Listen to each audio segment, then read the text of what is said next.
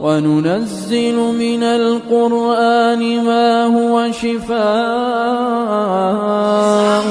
مردوں کے تعلق سے کوئی ایسی صورت نازل نہیں کی. آپ قرآن کے 114 صورتوں کے نام پڑھ کر دیکھ لیں، کوئی صورت آپ کو ایسی نہیں ملے گی جس صورت کا نام سورۃ الرجال رکھا گیا ہے، جس صورت کا نام سورۃ الرجل رکھا گیا ہے. صرف پورے قرآن میں ایک ہی ایسی صورت ہے جس کا نام سورۃ النساء عورتوں کی جانب سے رکھا گیا ہے. دنیا کی کوئی ایسی کتاب نہیں ہے جس میں بچوں کے تعلق سے الگ کیٹیگریز ہو، جس میں مردوں کے تعلق سے الگ کیٹیگریز ہو. قرآن کے اندر دنیا کی واحد کتاب قرآن میں، وہی عظیم اور مبارک ترین کتاب میں اللہ تبارک و تعالیٰ نے ایک صورت نازل کی ہے جس کا نام اللہ تبارک و تعالیٰ نے سورۃ النساء کر کے رکھا ہے. اس سے بڑھ کر کوئی حق ہونا، اس سے بڑھ کر کوئی رتبہ ہونا کہ سب سے مقدس، پاکیزہ، سب سے بڑی کتاب، سب سے ہائی لیول، ہائی پوزیشن کتاب، اس میں مردوں کا تذکرہ نہیں ہے، اس میں عورتوں کا تذکرہ ہے. اس لیے سورۃ النساء کے نام سے اللہ تبارک و تعالیٰ نے مخصوص ایک سورت نازل کر دی ہے. کیا معنی ہے سورۃ النساء کے؟ عورتوں کے تعلق سے مسائل بیان کیے کرنے والی سورت. مردوں کے تعلق سے ہے، پورا قرآن سنتا ہے کبھی نہیں پوچھتا، بس میں ٹینشن میں ہوں نہ ہو کیا اللہ تعالیٰ خالی صورتوں کی عورتوں کے واسطے صورت نازل کر دیا یا ہمارے واسطے کیا؟ دین ہی آپ کا محتاج، دین آپ کا حق ہے، اس میں کردار عورتوں کا ہے. دین آپ کا ہنر ہے، اس میں خدمت کرنے والی، اس میں ہیلپرز کے کام کرنے والی عورتیں ہیں. مرد اگر دیندار بن جائے، مرد اگر دیندار بن جائے تو دین گھر کی دہلیز تک آتا ہے. عورتیں اگر دیندار بن گئی، عورتیں اگر دیندار بن گئی تو دین نسلوں تک پھیل جاتا ہے. کیا ہوتا ہے؟ عورتیں اگر دیندار بن گئی تو دین نسلوں تک پھیل جاتا ہے. کیوں؟ اس لیے کہ اللہ تبارک و تعالیٰ نے مردوں کو کاریگر بنا کر بھیجا اور ان کے لیے ہیلپرز کی ضرورت تھی. اللہ تبارک و تعالیٰ نے عورتوں کو بتایا کہ مرد کاریگر ہے لیکن کچھ نہیں کر سکتا کس کے بغیر؟ ہیلپرز کے بغیر. اس لیے اللہ تبارک و تعالیٰ نے ہیلپرز کو بھیج دیا. کر سکتی کیا کوئی تو بھی بلڈنگ بننے والے بلّہ کے میستریاں لا کر دکھاؤ، دیکھیے چھت ڈال کر دکھا دا لوگ نا کاریگر کی دوسرے ہیلپرز کے بغیر نہیں ڈال سکتا. انہیں کلائی میں آگے نہیں اوپر چھوٹو انہیں ڈالی کا انہیں کر سکتا نہیں کر سکتا، اس لیے کہ اسے مدد کی ضرورت ہے. اسی طرح اللہ تبارک و تعالیٰ دنیا بنایا، دنیا میں زندگی گزارنے کے لیے اللہ تبارک و تعالیٰ نے مردوں کو بھیجا. اور جب مردوں کی چین اور سکون دنیا میں نہ ملی، دل جوئی کے لیے کوئی نہ ملے، تو اللہ تبارک و تعالیٰ نے نکاح کے ذریعے سے عورت کو مرد کے اوپر حلال قرار دے دیا. کیوں؟ زندگی کا ہنر مرد کے پاس ہے، اس ہنر میں کام کرنے والی عورت، کام کرنے والی ہیلپر اللہ تعالیٰ نے عورت کو مرد کے تابع کر دیا. کیا نہیں کیا؟ کر دیا. تو نکاح کے تعلق سے ایک بات آئی. قرآن کی ابتدائی خطبہ معصورہ کے اندر میں نے ایک آیت پڑھی جو اکثر نکاح میں، اکثر نہیں بلکہ نکاح میں ہی پڑھی جاتی. یہ آپ صلی اللہ علیہ وسلم کی سنت ہے.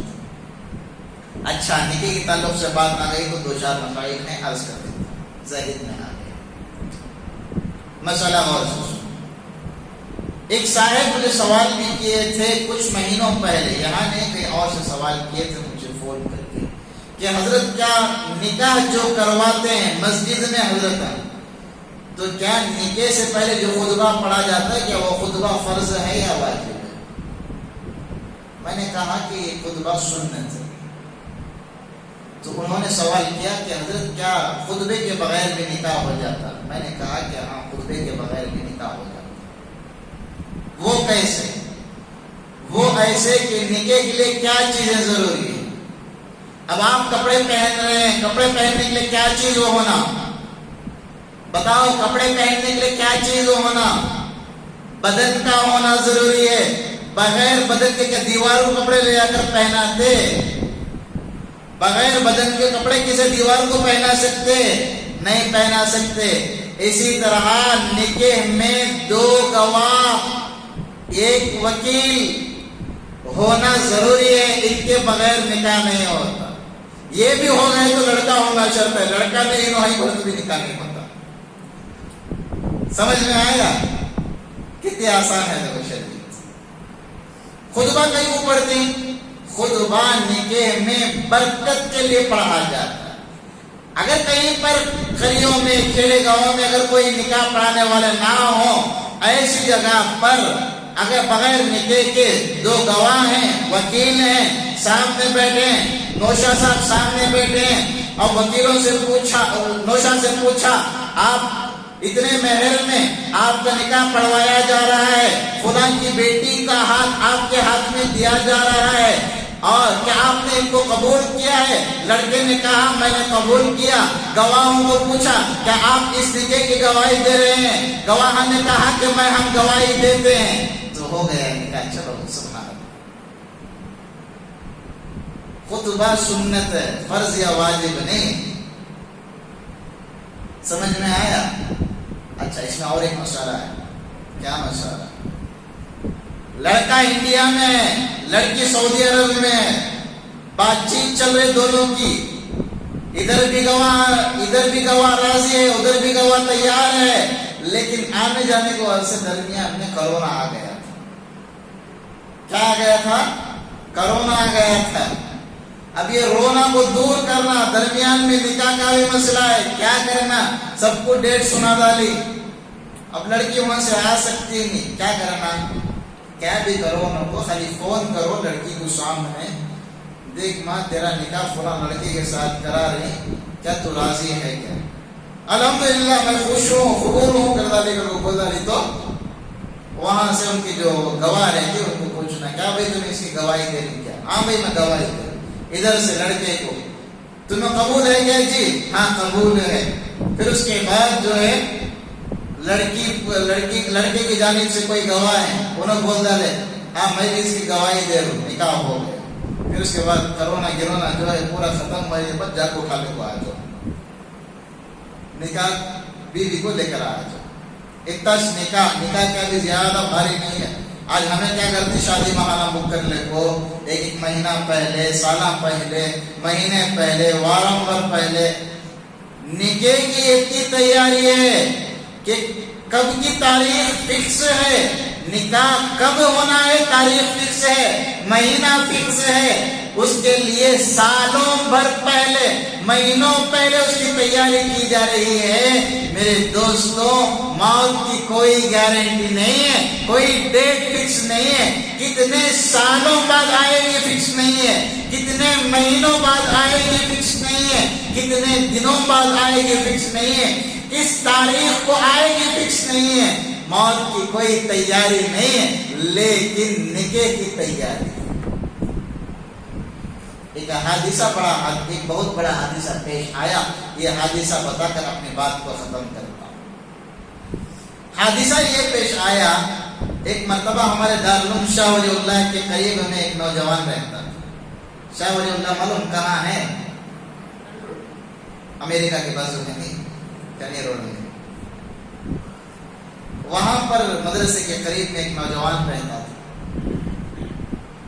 پہلے داڑھی نہیں چھوڑ کر تھا, لیکن بعد میں لوگوں نے تشکیل کیا, 40 دن کی جماعت میں آئے, داڑھی وغیرہ رکھا. پھر جماعت سے آنے کے بعد جو ہے کہیں پر دیکھ کر اس کا رشتہ کر دیا گیا. اب رشتہ ہو گیا, رشتہ ہونے کے بعد جو ہے لڑکی والوں کا اصرار تھا کہ داڑھی کٹاؤ, داڑھی کٹائے تو ہمیں نکاح کی اجازت دیتے. لڑکا ہم نے منظور ہے, لڑکے والوں کو لڑکی منظور ہے، لیکن لڑکی میں سے کچھ لوگوں یہ شرط لگ ڈالے کہ جب تک لڑکا داڑھی نہیں کٹاتا اس وقت تک ہمیں اسے کیا نہیں کرتے، نکاح کی اجازت نہیں دے سکتے۔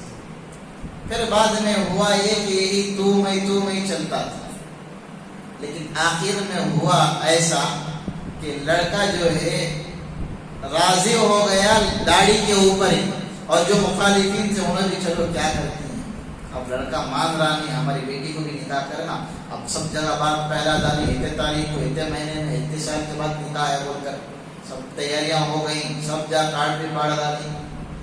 اب صبح میں نکاح ہے، 11 بجے نکاح ہے، لڑکا کیا کریا، صبح فجر کی نماز پڑھ لیا، فجر کی نماز کے بعد کیا کریا، حجام صاحب کو گیا، کٹنگ کرانے کی نیت سے دل میں بات آئی کہ لڑکی والے اتنا فورس کر ڈال رہے چلو کم سے کم نکاح تک میری داڑھی منڈا ڈال دوں، بول کر داڑھی منڈا ہے، کیا کر ڈالیا، داڑھی منڈا ڈالیا۔